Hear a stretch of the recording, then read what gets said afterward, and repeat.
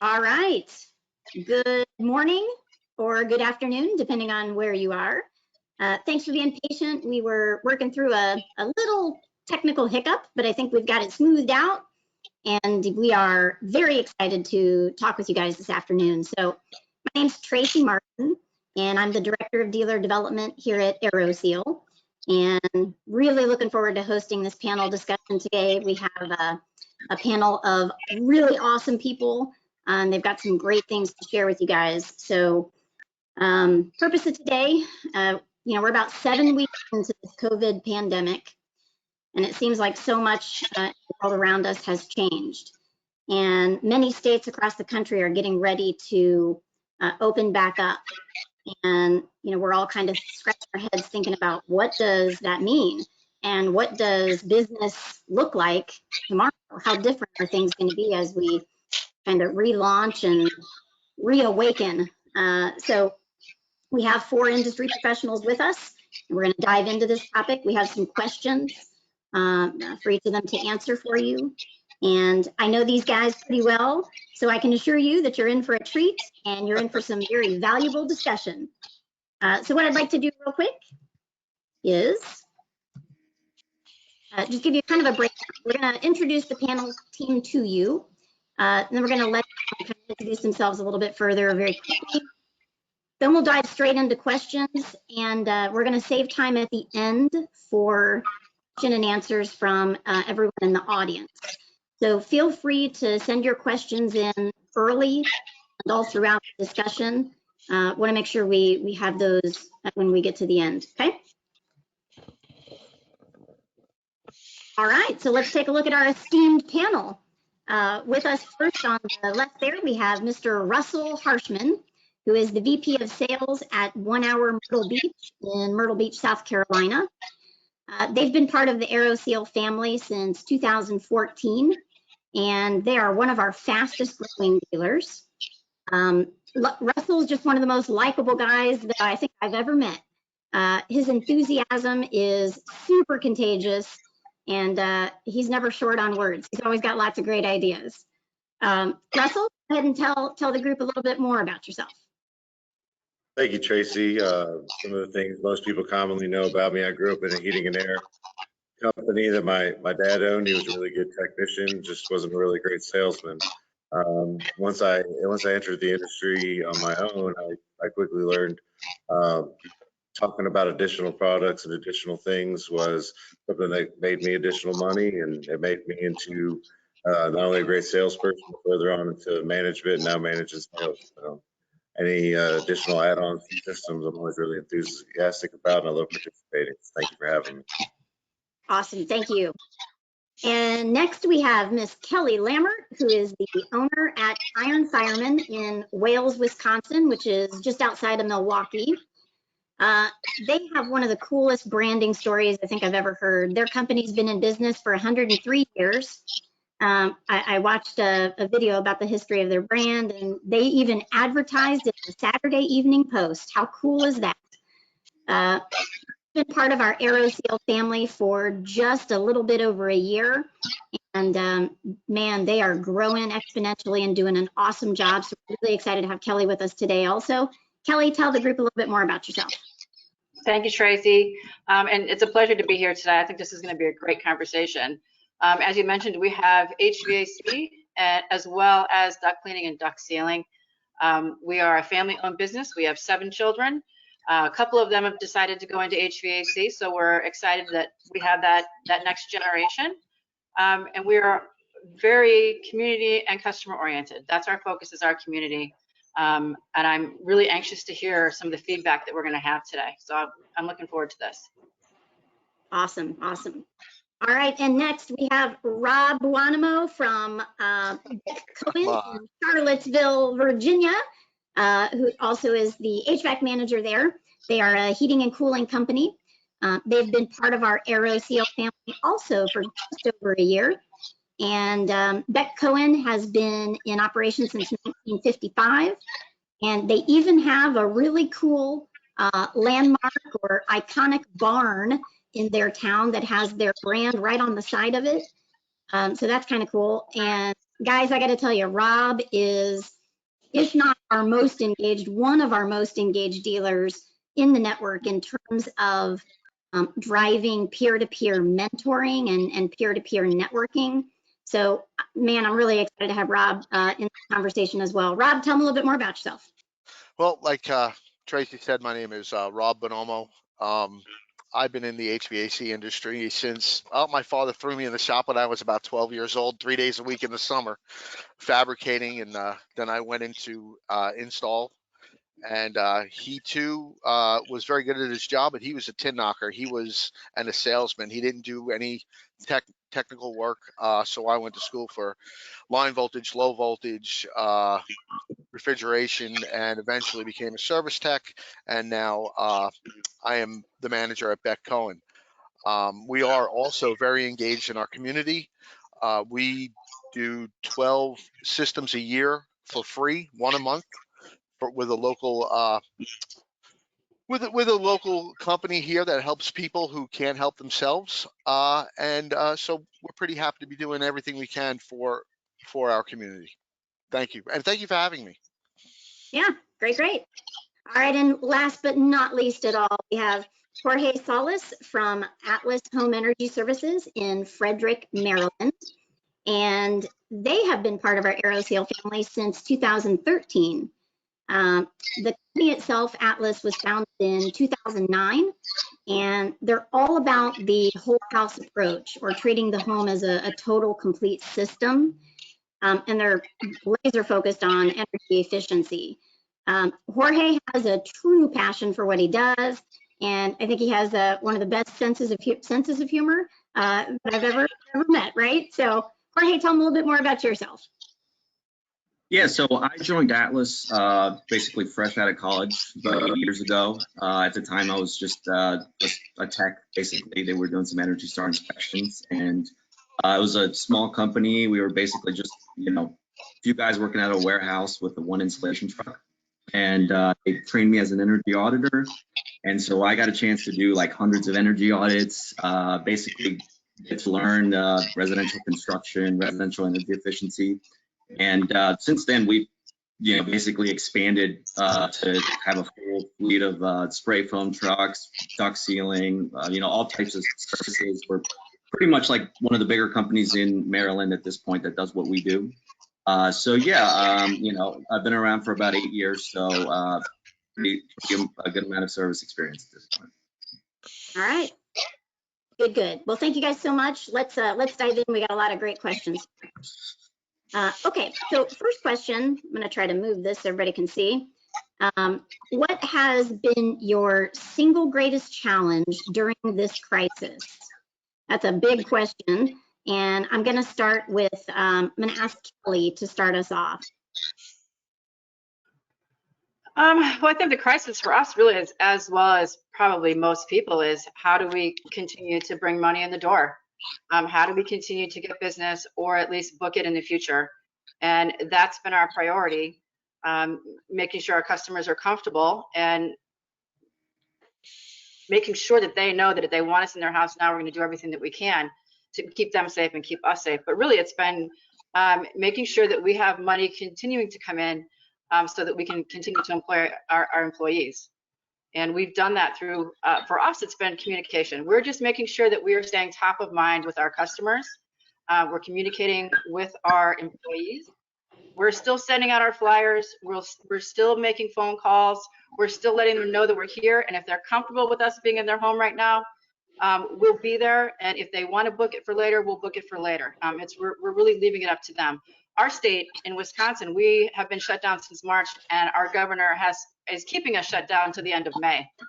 So we've got kind of a court battle going on in our state. We're hoping that it'll open up sooner, but he's actually trying to extend that shutdown into July. So it's really been an issue, and we're just really trying to make sure that we're keeping in contact with our customers so they remember that we're still here. That's great. Jorge, how would you answer that same question? I would say, pretty similar issues. Basically, figuring out how we're going to make our employees and our customers feel safe with us being in their homes. As soon the fear started, we definitely saw a lot of people dropping from our contracting schedule, less demand for estimates, those kind of things. And one of our biggest issues that we had is we build our service model around the Maryland utility programs. And so once the governor put down like his shutdown order went into effect, basically all the utility programs in our state basically stopped funding utility sponsored energy audits, they stopped paying rebates. And so a lot of our customers in our pipeline, I think we had like $500,000 of just people already scheduled from here to June. And a lot of them, we had promised like thousands of dollars in rebates to like 6 weeks after job or something like that. And so normally we keep a really steady payment structure with our homeowners. They pay us, then they get a rebate. So once that all shut down, it basically put up an extra hurdle for us. So not only were we fighting with the virus, we were also fighting with the fact that we just totally blew up our contract with the customer. And so basically what we had to do is, because we had a little bit less demand for our normal bread and butter services, we had to shift and we had to find some of the jobs that we weren't taking on, things that were kind of in our wheelhouse, like, doing new construction, fiberglass bats, that kind of thing, that normally we would have not taken that lead. But now, because we need to get the work, we're trying to figure out, okay, how do we price these projects? How do we market ourselves? How do we compete with people already in these industries? And so our challenge has been basically adapting to the changes the state has made that have basically hamstrung us. Okay. Jorge, I think we're having a little bit of trouble with your audio. Are you guys having trouble hearing Jorge? Yeah, is maybe his GoToWebinar and his Zoom mic on at the same time? Let me check. Okay, Jorge, I'll let you work on that. And what we'll do is move to Rob. So same question, Rob. Single biggest challenge that you have faced during this crisis. How would you answer that? I don't know if it's a challenge, but keeping your head in the game while you're worried about your families, your customers, your employees, and their families, and not to mention yourself, has been a focus. You want to, and at the same time, you have to keep up the as if face. You have to act as if it's business as usual and just adjust to the different times that we're in. Where we're not wearing masks, we're wearing gloves, we're going by the CDC protocols. But I think it's the face of, we're going to be fine. Has been the hardest challenge to keep up, because there are parts of your mind that goes to, oh my God, what if business doesn't come back? What if all the restaurants that we take care of do fold? Is it just dominoes at that point? Once one goes down, another goes down, and another goes down. So I think that's been the biggest challenge in just strategizing how you're going to handle things and keeping up and everything's okay face, and believing that it will be okay as well. Yeah, very good. Russell, same question for you. How would you answer that?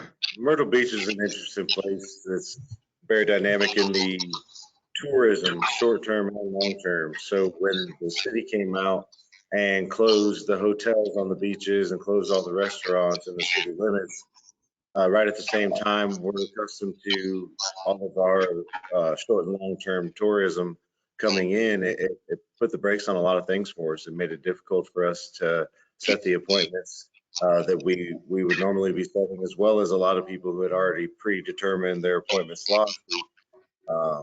We had them canceling. So it was a lot of the same things, but in a tourism-based area, we saw the activity go to near stop. So what we had to do is we turned into call center masters and setting maintenance appointments, and getting ahead of. We even had to jump a month or two ahead, where we wouldn't be doing the maintenance till June or July, to bring some of those clients forward to keep our vans moving. So I would say the restraints and the constraints put upon our area with the shutting of the hotels and short-term rentals and all of that stuff, that was a big thing to overcome. Our market changes differently every 6 months, so it had a big impact in the beginning for sure, until we started to overcome by pulling from other areas. And that's about it. That's our biggest challenge. Yeah, we saw beaches in the news, you know, right? The kids on the beaches and they shouldn't be out on the beaches. I don't know what your beach is, but They're opening back up now. They had the boat ramps closed and everything because people couldn't behave themselves on boats even. So all right, let's move into kind of the next topic here. And I think, Jorge, you have a lot of experience to provide an answer on this question. Next question is, what has been your experience with getting financial aid? There's a lot of different programs out there available today. Talk a little bit about your experience. Is my audio better now? You guys hear me? We can hear you. There's still something going on in the background, but I think we're gonna have to charge through and deal with it. Sorry about that, guys.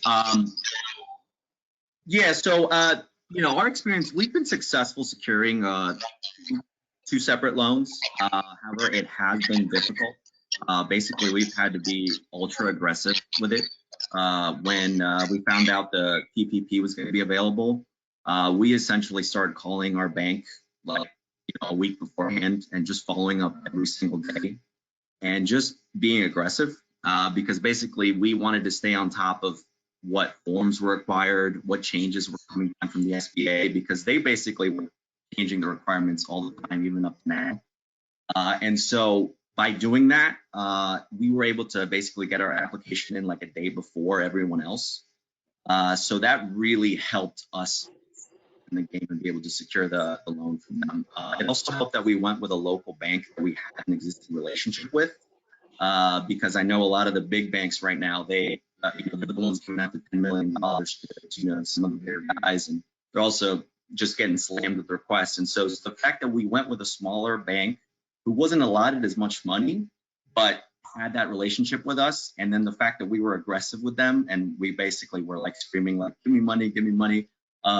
So that allowed us to apply. But even then, we had to reapply 6 times because they changed the requirements several times. So they would be like, hey, here's a new form you need to fill out, or like, you know, the date range has to be different on employment, things like that. So it's basically applying early and then staying on top of it after that.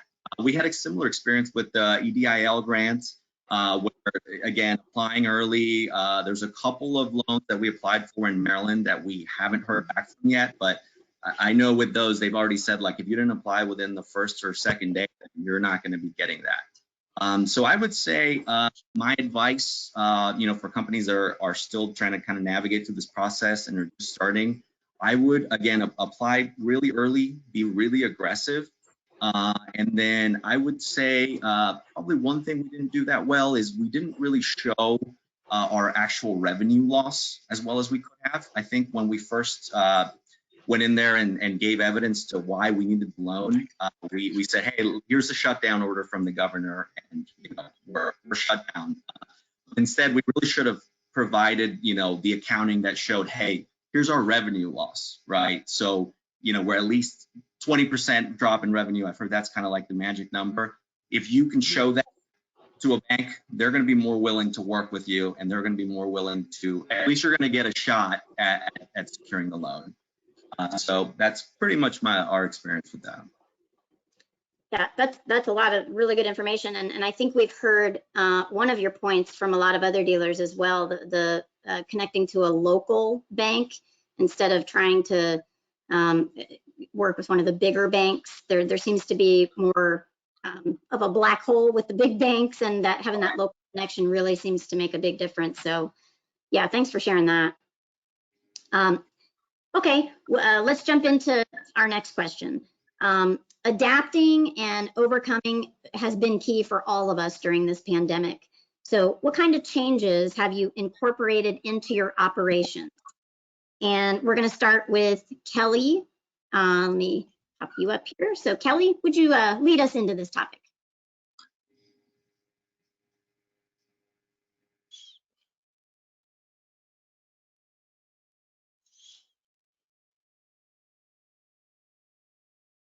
Kelly, hold on a second. We can't hear you.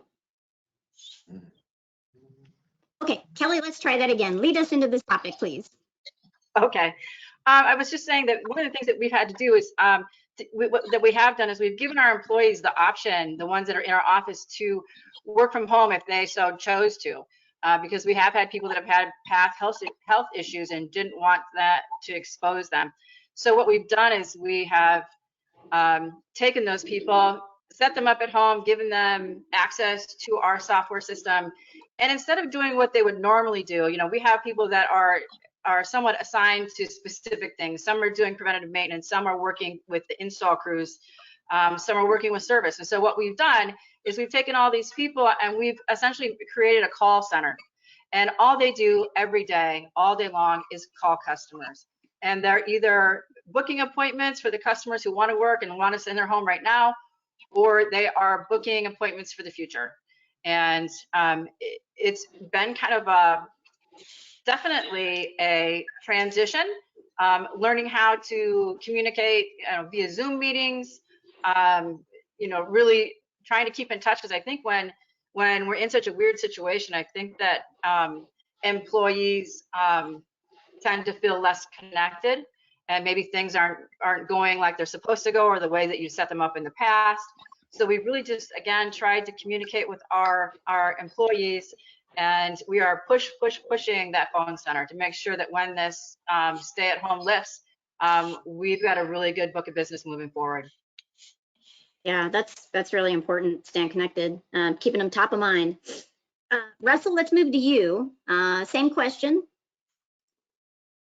Yeah, so the first thing that we saw was the spike in cancellations and people not wanting to set appointments. So I brought all of our call center staff in and I allowed them the opportunity to go ahead and voice all of the objections and troubles that they were experiencing. And I just heard them out. We wrote them all down and we talked about them. And we understand that people are going through emotional times, time of fear. There's a lot of that out there. So we don't want to necessarily act like that isn't a problem, but we also have to, we have 35 technicians we have to keep busy. So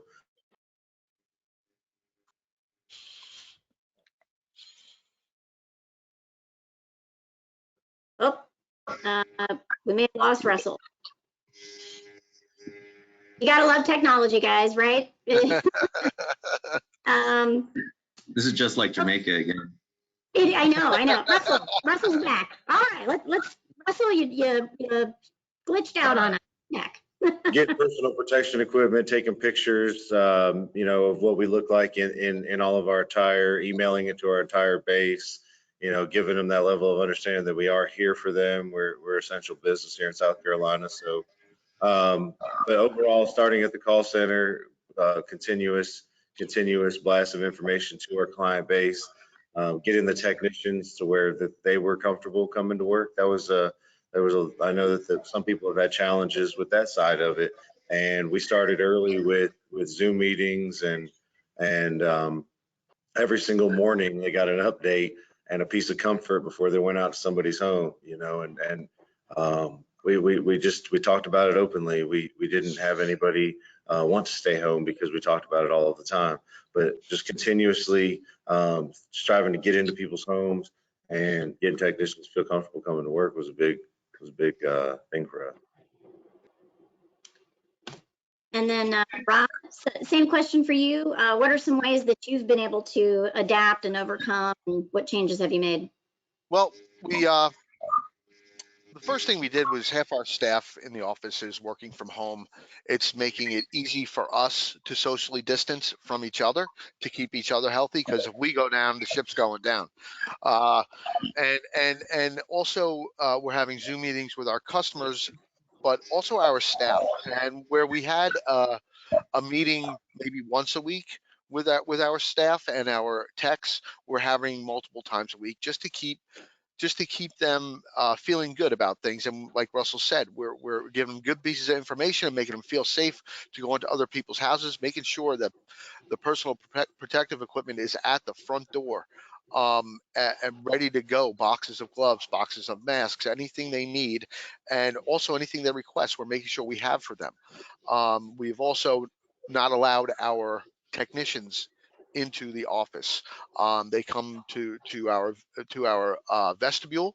If they need parts out of our parts room or filters out of our filter room, then they give me a list of what they need. I go get it, or preferably they email me everything they need.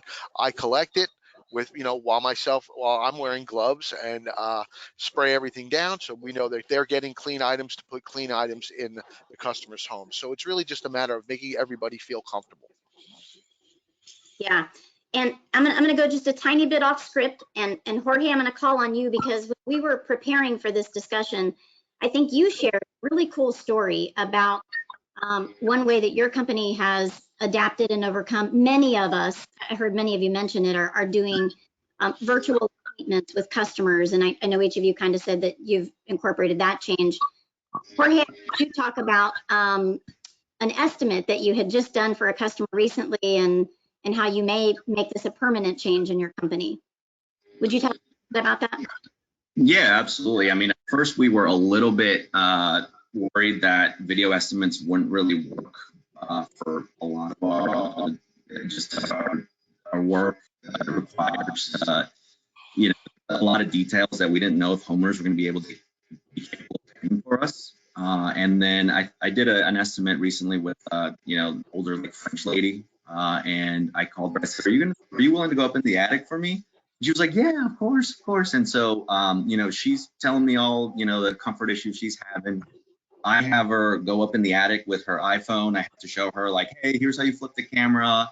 But she's taking pictures, panoramic of the whole attic. She's digging up, finding holes and things like that, so I can show her, like, "Hey, here's where we need to seal. Here's how much insulation we need to add. Hey, it looks like you have a bath fan routed out there. Hey, it looks like there's moisture issues on the ceiling there." And so it was really it worked way better than we thought it would. So she got it because she was invested. She was up there in the attic, basically finding the issues herself, and then I'm working out the solutions for her while we're on the phone there. And it was easy enough for her to climb out of the attic, take a couple measurements, and then I put an estimate together while I was on the phone with her. And she had already said, "Yeah, I think that works." So pretty much closed the sale within like 45 minutes, just being on the phone with her. And it was very, very easy, and it was set up for the next week for us to come out and do the job. So I think for those types of simple improvements, I think at some point we'll probably incorporate a video estimate. Yeah, I think that's one of the blessings that have come out of this whole mess, right? We've discovered new ways of doing things, and I think that's really cool to hear from so many dealers about this is going to be a permanent thing that they offer moving forward. So I think that's really great. Okay, so let's move into our next question, and we're going to start this one off with Russell. So Russell, what steps are you taking towards creating a comfortable environment for employees and also retaining skilled labor? Yes, I mentioned a little bit before, getting the guys the things that they need. I think Rob mentioned that. We have went through, everybody has hand wipes, alcohol wipes. They have wipes for their iPads, things like that, so they can constantly. We have alcohol spray. We have floor savers. We have different types of face masks. Making the employees feel, and once again, that continuous communication. I think Rob hit on it, going from meeting with them once or twice a week to using the ease of the Zoom meeting. I mean, just like this, we can sit in one place. We can get to so many more people's ears first thing in the morning. It's natural. They're gonna have some concerns when they're turning on the news in the morning while they're eating their breakfast and drinking their coffee. They're designed to be scared when they come to work and leave the home. That replacing that with information and continuous contact and what the clients are expecting and what we're doing.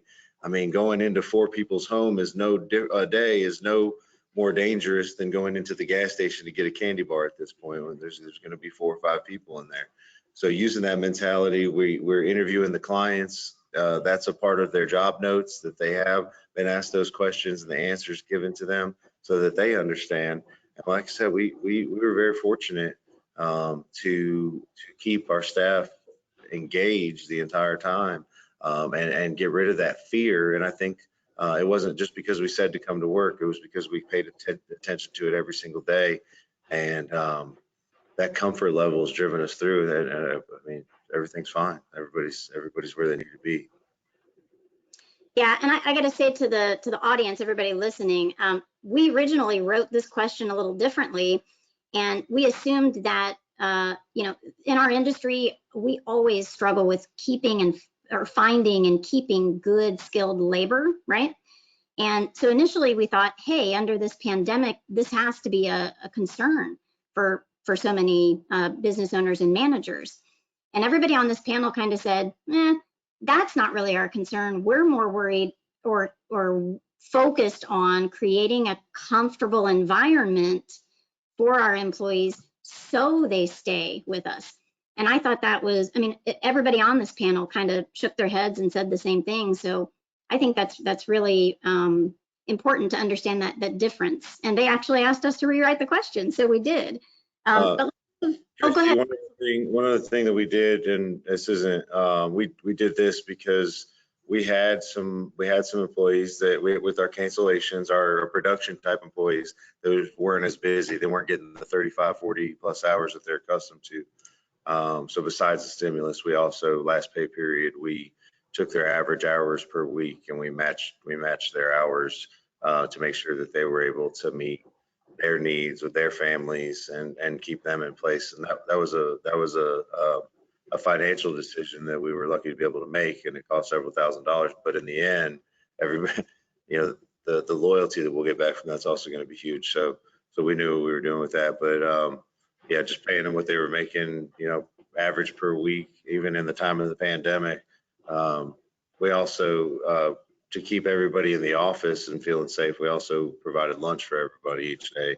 And that was another thing to keep people safe, keep them coming to work, keep them in the office. Just a couple of those small things that we did to make people more willing and happy to come to work. Yeah, and Russell, I think you also mentioned something about just little side projects around the office, just general. Yeah, housekeeping stuff done, you know. Got caught up on that. There's only so much that to do. So now we got to get back in gear, right? Yeah, it's like, I think for all of us who are working from home, I can't clean the house 3 more times a day. I mean, it's the cleanest it's ever been. Okay, so Rob, let's move to you. Same question for you. So what we're doing is all the same things Russell said. Where's my mouse? But at the same time, we're having our guys do extra things in the back in our yard, where we bring back our units that we have pulled out of people's houses. We're breaking them down, we're recycling them, getting caught up on that type of thing. We're keeping our lines of communication open. Russell said he was buying. They were buying their employees lunch. We're sending out emails for Grubhub to everybody, so that, you know, we're not congregating and we're not eating together, but we send out an email so they have, you know, $25 worth of food from Grubhub, or to get whatever they want for them or their families or whatever. So we're really doing pretty much the same thing as Russell's doing. His advice is good advice, and it seems it's working for us too. So if people out there are thinking about implementing some of the things that Russell and everybody on this panel has said, do it, because it's working. It's working for us. That's a pretty cool idea, the Grubhub thing. I like that. Yeah. Kelly, how about it's not as good as yours on Fridays. You guys have your little Zoom happy hour. I like that. We do. Yes, we do. It truly is a and Russell, myself, and Tater and Kelly are looking to be invited to one of those Zoom happy hours. Okay. All right. We'll get you in on this Friday. We'll get you in on. I sense we'd all be down with that. Okay. All right, Kelly, same question for you. Well, you know, I think we're all on the same page. We've just tried to make sure that we touch base with all of our techs who are going into our customers' homes every morning. We talk about maybe some of the odd situations that have happened because of, concerns about PPE equipment or customers' concerns.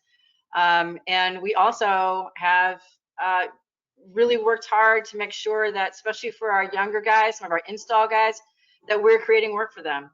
They're mowing lawns at the office, they're sorting screws, whatever we have to do to make sure that, as everyone else, the panel has mentioned, that we're making sure that they're able to survive during this. And we've also talked about some of the ways that we can all move forward together, like asking them, what ideas do you have? How can we make sure that we have business coming in the door, and making sure everyone's a part of that conversation? Because,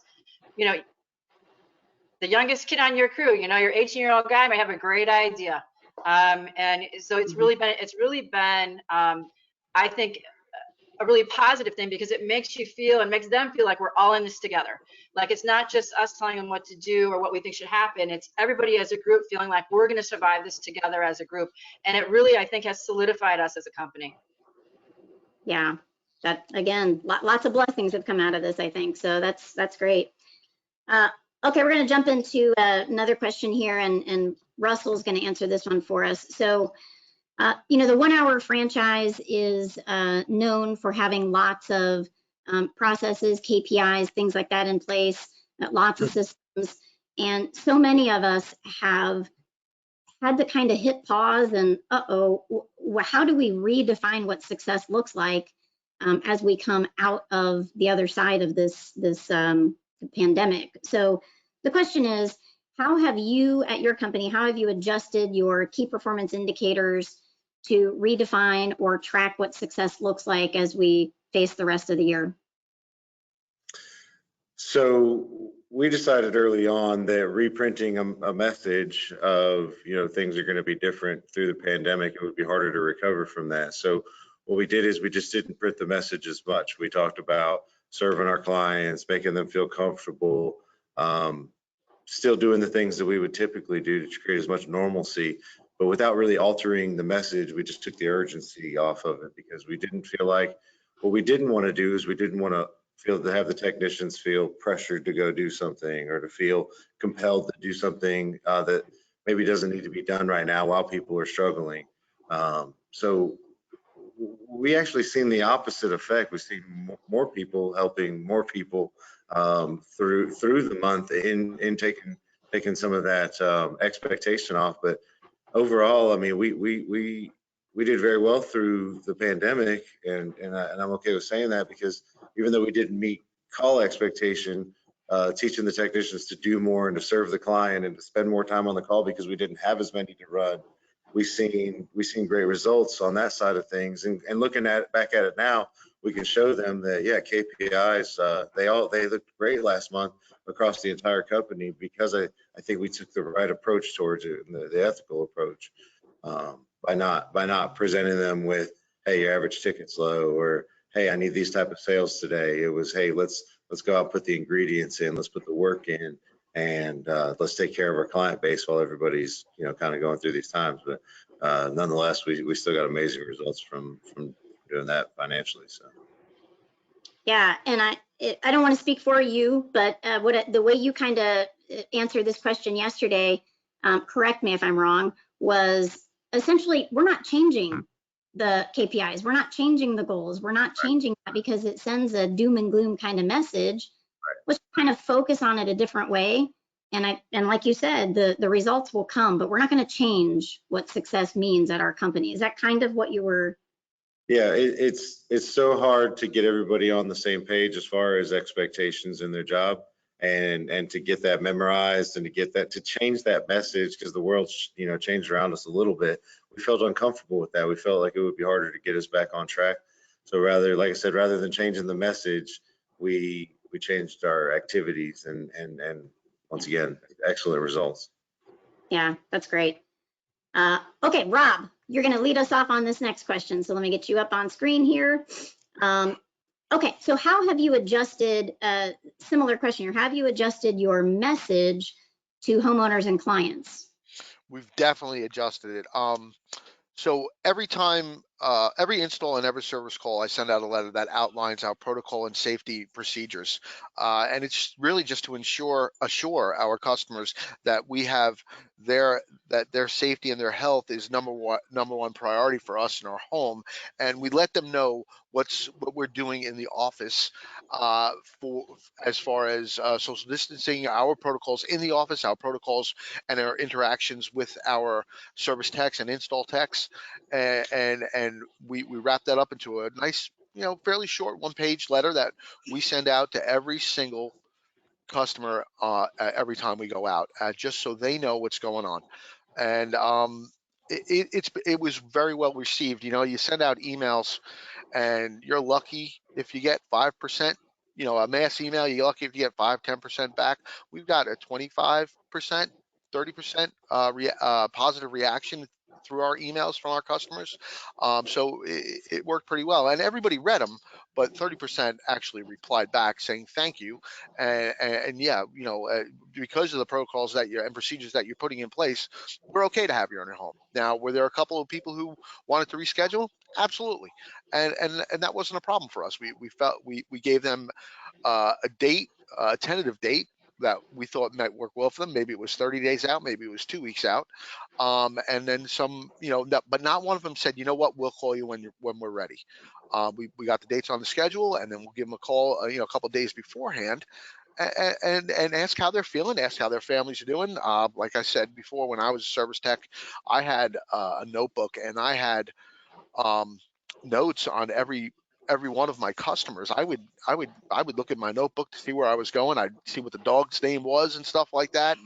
And I'd walk in, hey, it's Fluffy. Hey, how you doing? Haven't seen you in a long time, And so we make those phone calls, and they feel that they can trust us in our homes, and that was a big deal for everything for us to keep moving. Like I said, there were very few who have postponed or not let us in. Yep. Jorge, same question for you. How have you adjusted your messaging to homeowners?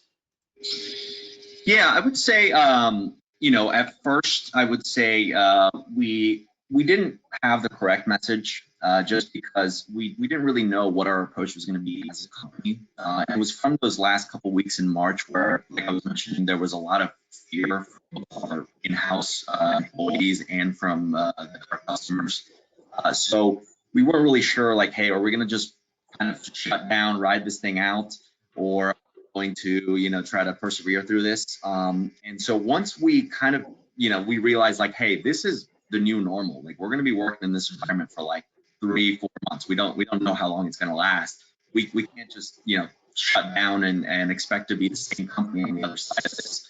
So once we kind of figured out what we wanted to do, that we wanted to keep things as normal as possible, keep the crews on the road as possible, that's when we were able to really retool our message. And luckily enough, we had planned ahead a little bit. In January, we had stocked up on the PPE. We had gotten a ton of it. So it was pretty easy for us to implement some really strong safety policies that we basically blasted across our website, like Rob was saying, mass emails, pretty much, our whole pipeline of customers that we had at some point decided for them that they weren't going to be doing the job. We called them back. We're like, hey, we're around. We're doing work. We're gonna do it in a safe manner. And for the people that were on the fence, I think those were the trickiest ones, because you basically had some people that you're absolutely not going to get in their house. You had some people that, like, they want you to do the work. They just need a little push. And so we did come up with some some scripts that basically said, okay, here's what we're doing from the very start of the day. When our guys come into the shop, they're not going to gather in more than groups of this many employees. We're going to check their temperature. We're going to put their N95 mask. So basically the very first step from when they come that day to when they're at your house to when they're leaving the job, when we outline all that for them, afterwards, very few people that no longer feel safe with us being there. And so we were able to get a lot of our previous pipeline back in on our contracting schedule. And so that's really allowed us to kind of get back to a more normal state of affairs. Yeah, okay. And Russell, you want to add to that? The constant email. I mean, I think that from the time the the constant email is there. The phone calls, whenever clients call in, you know, one of the first things that the gals or the people in the call center are talking about is, you know, the difference between what we're doing, how we're going to come prepared, making people feel more comfortable. We've had success. We have a lot of absentee owners. We've had success in allowing absentee owners allowing us on the property. We've had success with people who didn't feel comfortable. We have to be in the home for 8 hours doing an installation. We've had success asking them if they had another place they could relocate for that time so that we can complete the work. Just really you know, looking outside of the box to help people find ways to still get things taken care of. I mean, it turned 85 down here this week. There's not going to be any denying that you have to let us come over now. But it was the worst month because it's having happen oftentimes because it was 65 and 70 degrees for a high every day, and nothing was really working. So overall, we're happy that the demand is here, but not having that to rely on last month, you know, we had to go above and beyond to make people understand that we're doing every single thing anybody can do. And we saw a shift in urgency, you know, with our clients in this market. We had a lot of people go get unemployed. You would think in a heavy tourism market, you have a lot of the local folks that are unemployed, it would be a drop in demand. But what we saw with everybody being forced in their homes is an increase in urgency on the calls that we did have. So overall, a very big shift, but it starts with the first phone call, the first communication, the first email, the first conversation, and that continuous reassurance, and then getting the team to fulfill that. You know, I can tell you, we had a couple of guys show up without the face mask, so they got turned around because that client knew that we were supposed to have them, and that only happened once, you know. So it definitely starts that first communication. I believe you, it only happened once. I know you. He was like 30 miles away. He had to drive all the way back to the shop, and it was his last call of the day. So okay, so let's Jorge, you're going to lead us off on this next one here. Are there particular services that you are finding that are in more demand than other services under this, you know, pandemic circumstance? Yeah, I mean, I would say, you know, we've already kind of gone outside our normal scopes that we undertake anyways. So we have had, you know, some services that we're just doing more of just because we're seeking those leads. I would say one service in particular that we've had more people sign up on would be cleaning, which we're not a duct cleaning company per se. We just kind of do it because we do Aeroseal, and people are like, oh, hey, are you going to clean the ducts beforehand? And so we set up a duct cleaning truck to do that. But you know, with there being a little bit less demand on some of the Aeroseal, we've went ahead and accepted more of those duct cleaning leads. And so what we saw was, hey, people want duct cleaning. They would also be asking for like duct fogging, basically anything to do with like sanitation, that kind of thing. So we bought a duct fogging machine, and so now we're a little bit better set up to actually compete with cleaning companies. And so, you know, pretty much there is a little bit of more of a shift in the, you know, indoor air quality demand. Yep, as expected, I think, right? Rob, I'm gonna ask you to answer this question as well. And then real quick, I just want to take a note of time. We're coming up close to the end of our hour. So if you guys haven't sent your questions in, those of you who are listening, please do so. I think I'm gonna kind of pick up the pace here and get us to the Q&A section. So Rob, how about you? Any increase in demand on other services? So I'm gonna put two of your questions together because I feel this is pretty closely related to what's the greatest opportunity to come out of this as well. So let me first say that I do think it's morally wrong to seek opportunity from misfortune. Now that that's out of the way, I'm also a realist, and some might not like my answer. This is a perfect opportunity to expand our IAQ department. People are not only worried about their household air quality, they're inquiring us. They're inquiring about what they can do to make it better. I've been telling everyone for quite a while, years, that we need to concentrate on efforts on IAQ, and that it is the future. of the HVAC industry. Someone's going to capitalize on it. I've been promoting it for years. I'm going to take this opportunity to keep people safe in their home with their air quality, and and at the same time, I'm going to take the opportunity to put food on the tables of our employees, their families, and my own family. And if anybody's going to tell you any different, they're lying to themselves or they're lying to you. This is the business that we're in. It's not like I was a restaurateur and I decided, you know what, air's the way to go. Look, everybody's worried about air. Let's go make some money. This is the business that we're in. And if we don't shift to indoor air quality, then we're going to be left in the dust. And it's sort of like the guy who used to work on the mechanic who always worked on 1970 cars. There were no computers in the cars. He didn't learn, he didn't adapt and shift to the future where he needed to work on the computers in the car. And he got left behind. I refuse to be left behind. So we're going to capitalize, and we're going to stay on task with indoor air quality. That's great.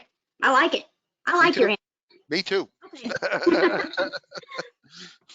All right, Russell, how about you? Well, I think Rob and I, we talked about this yesterday. We didn't want, I feel the same way. We're going to offer solutions, right? But there's a couple of things that we didn't do. We didn't market. So we didn't market UV systems or indoor air solutions during the time, because we, just like Rob said, we don't want to be viewed as trying to capitalize on a crisis, right? And I think that for once, and Rob said the same thing, for once the world was educating our clients and creating the needs for us. Oftentimes when we go out to somebody's home, we're in their home, indoor air solutions are a passive need that we have to bring up a problem and educate on in order to, create a desire or a need for a solution. But the news stations, all the fear society that's been put out there, that they did a lot of our work for us, and we found ourselves answering more of people's questions instead of having to present something that they didn't know was an issue. And I think it made it a lot easier to sell solutions that way. Absolutely. All right. Let's move into our final question here. So what steps are you guys taking to meet the demand now and as the warmer temperatures are approaching us or have already arrived for someone like Russell? And on top of all that, still adhering to the CDC guidelines. So that's kind of a big question. And Kelly, we're gonna start with you. Okay. Well, I think one of the things that we've done is we're really just, again, trying to book that work. We're trying to make sure that when this is lifted, we have a substantial backlog.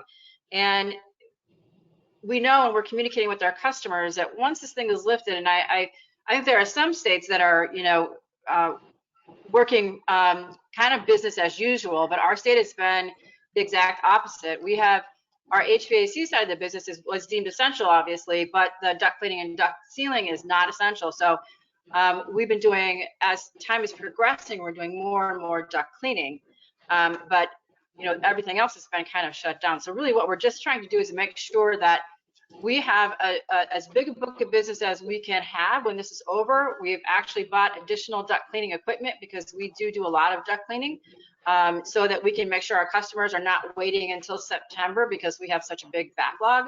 And we're also communicating with them that if you want us in your home now, let's do it now, because it may be a while before we can get to you once this is lifted and everybody's back to business as usual.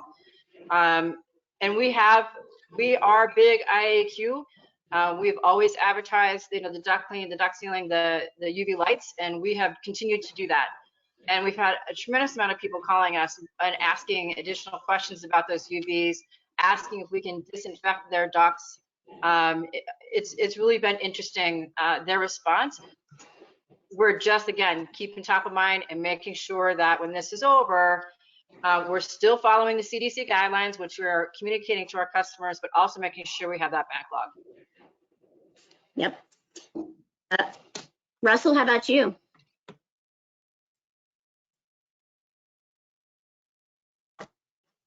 So as the businesses came back to life last Saturday, we went outside. The state of South Carolina, I think, may be ahead of certain states. A lot of other states with the reopenings, they announced reopening the hotels. They're opening all types of stuff. So we seen on when we went outside on Saturday, traffic had like tripled out. It kind of hit us in the face. I don't think that there's anything that we could do more than we are. Prepping the guys, constant communication, setting expectations with the team of what's to come next whenever the floodgates open. That we have a pent up demand, and then we have all of the people that haven't been here to fulfill whenever everybody starts coming back. So gearing up on the call center. I've been actually hiring through the entire pandemic through Zoom meetings and even interviewing people outside to make sure that my staffing needs are going to be here because not only is the pandemic over, but now it's hot out. So you know, I've stayed on the recruiting. I think I've hired 4 people during the pandemic, 4 technicians during the pandemic alone, and even got a couple of them onboarded already. So trying to stay ahead of the curve with the availability of technicians and the ability to answer the phone, because that's a huge challenge whenever the demand returns. And it's not just going to be the demand of all of the pent up people who didn't get served or weren't in town. It's going to be 85 degrees out next week. So Yep. yeah. All right, we're going to move to Rob because Rob has something interesting that's happening in his market on this topic. So I do. Rob, that's you. I have something interesting. I don't remember what I have on this interesting on this topic. You were telling us yesterday of people sending you checks. Oh, that not me. That's my parents. My fault. That's we have a company in New York, and they are so worried that we're going to be so backlogged up in New York that they are sending their deposits now, and we're keeping a list of who came first and not giving them dates because in New York you can't work. Heating and air conditioning is not an essential service. They canceled or construction. You can service, but you can't do installs. So people are literally sending checks, say, I want to be put first on your list. And, they're telling them, listen, you can't be first, but you can be, 15th on the list when everything reopens. And so, yeah, they're sending checks just to get on the list. So, which is a really good sign if you think about it. People do want to spend the money. They do want things done in their homes. They just can't have them done in their homes. And in New York, it's cold right now. I'm in Virginia. I'm 2 states away from Russell. And like I said yesterday, I need him to push that hot air to me. I need that warm air so bad. Nobody's turning anything on, so nothing's breaking. But yeah, up in New York, my parents are receiving checks daily on people just wanting to be put on the list for when things do open. So that's a comforting sign, if you ask me. Yeah, I'd say so. Okay, so we're right at the top of the hour here. So here's what we'll do. We will kind of dive into final thoughts, and our last question was going to be, what is the greatest opportunity that you guys see coming out of this? Some of you have already addressed that to some degree, but let's just go one by one. Final thoughts, any last comments you have, and what do you see as greatest opportunity? And Rob, let's just start with you. Well, like I said, IAQ, and I think I've said my piece on that. But also, I got to tell you, Zoom meetings and the technology that we had but didn't use, and now we've learned to use and discovered it is just another tool in our toolbox to help us. You can go out and you could have your, like Jorge was saying, you can actually engage your customer in your estimating process, and they want to be engaged. They don't want to be treated as though they don't know. They want to be in the know. They want to be engaged, and they want to feel like they're part of the process. A lot of times they're spending a lot of money, so the more that they're engaged, the better they feel. So I think the technology that we had but didn't use and now are learning and using is a big deal. I think that's going to be huge. Yeah, I agree with you. I think it is going to be huge. Kelly, how about you? Final thoughts and greatest opportunities that you see? I really think that this has created such growth for us as business owners. When you're thrown into this situation, you're used to doing things as usual. Every day is the same. Every day is the same. Groundhog's Day for us. And I think that this has really forced us to kind of think out of the box and do things we wouldn't normally do and be consistently every single day. What can we do to make this work? You have to be thinking about it every day right now. And it really makes you more engaged, and it really makes you think that and make decisions that maybe you wouldn't have made, 2 months ago. Maybe I wouldn't have decided to sell UV lights 2 months ago, but now it's an opportunity for me. So I think in that respect, it really has provided growth for us as business owners. Yep. Jorge, how about you? Final thoughts, greatest opportunities? Yeah, I mean, I would say, right along the same lines. I mean, I think this whole thing has created almost like a rebirth of our company, where basically we realized we've gotten complacent in a lot of areas, the way we built our business, the way we've gotten customers. It's allowed us to be really creative in seeking new avenues of getting leads and projects, things like that. And just around the shop, problem solving, that kind of thing. I think it's going to help people really focus on how we're going to grow out of this. And one of the things that we're thinking a lot about is just us in comparison to, like, say, some other companies that aren't out there working and doing their thing. I mean, we can basically fill a void.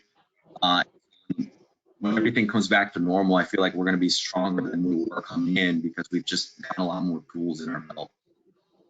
Yep, I like it. It's a good outlook. Russell, we'll let you kind of wrap us up here. Take us home.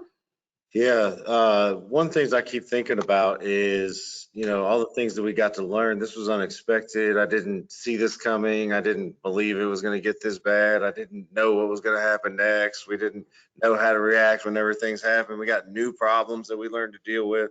And just like Kelly and Jorge, we got stronger. But I think if not for this time, for the next flu season, we have to remember that this isn't going to be the only time that they try to push these kind of constraints upon us. So we've learned a lot about, and I think the preparing for the next time, the new social norms of video communication, video interviewing. We learned that doing a sales process on a Zoom meeting is actually super easy because people expect you to be inquisitive. They expect you to ask a lot of questions.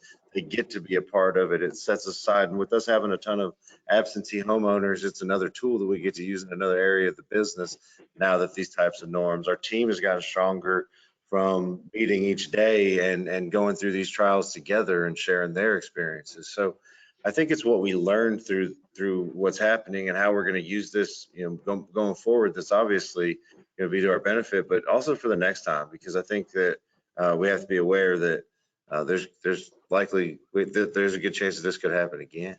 And heaven forbid, but if it happened once, we know that there's another chance. So being prepared for next time. I don't like being caught off guard. Yep. Yeah, that's a great point. And I think a lot of people feel the same way. All right, guys. Well, we went just a few minutes over, and I think we did such a great job. We didn't get hit with a bunch of questions. So I just want to say thank you to each of you for joining us for this discussion today. Really great comments, great ideas. Thank you to all the audience members who joined us today as well. When we hit end here, you guys are going to receive a request to fill out a quick survey. We'd appreciate your feedback and any follow-up questions that you have. If you send those to us, I'll send them to the panelists and we'll get your answers. So thanks so much, and wash your hands, stay healthy out there, and we'll see you on the other side. Thank you, Thanks guys. for having me. Thank you, Thank you, Tracy. Thank you. It's a pleasure. Be well. You too.